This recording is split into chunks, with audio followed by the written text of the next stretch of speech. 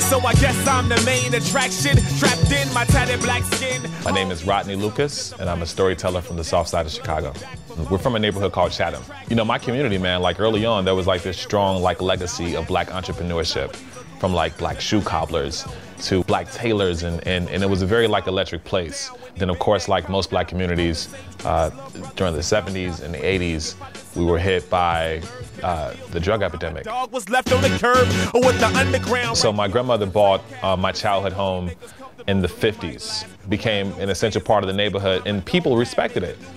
So even though we didn't have money, we had love, we had unity, we had family. So my father's been in prison since I was 18. You know, he was violent in the streets and he was violent with women. I think my father is a prime example of what's happening and what's happened to Black America. Even when I was young, I knew I didn't have the same temperament as my father.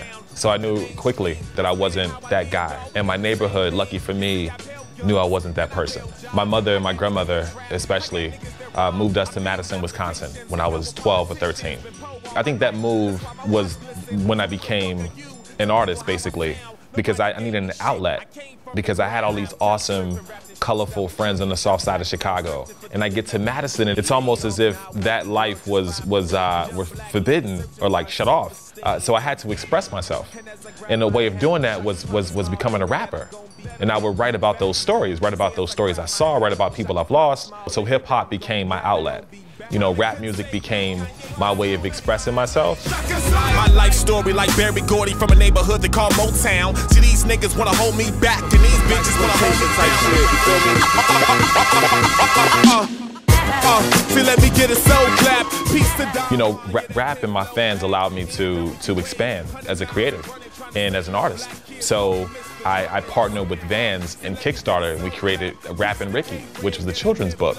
You know, and basically Rappin' Ricky was me as a kid. You know what I'm saying? It was like, yo, if I could like write a short children's book about me as a kid on the south side of Chicago, what would that look like? What would that sound like? And that has transitioned and blossomed into me being a filmmaker. And I make short documentaries. And as I grab my hat, so working with Vice, which has been amazing, working with Good and Upworthy and Tom's. Right now I have a few projects I'm working on. I'm starring and also directing the 2019 campaign for Tom's Shoes.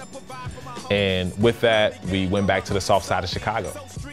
With this piece, I'm aiming at changing the narrative of the south side. You know, that's what I am. I am a storyteller for my community. You know, I am like the Anderson Cooper of the ghetto. That's a privilege, man. That's a privilege. So when I see these people and when I go into these neighborhoods, it is my job to serve them.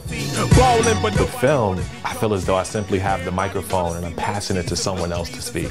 And I'm just like providing them with, you know, the most comfortable, respectful environment to tell different stories and to shed the light on some of the nuances of Black America.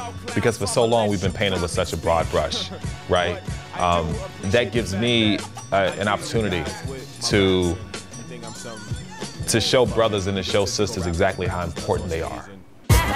See, let me get a soul clap. Peace to Don Juan, yeah, that pimp flow back. NWA, 100 miles of running, trying to say little black kids call me Mr.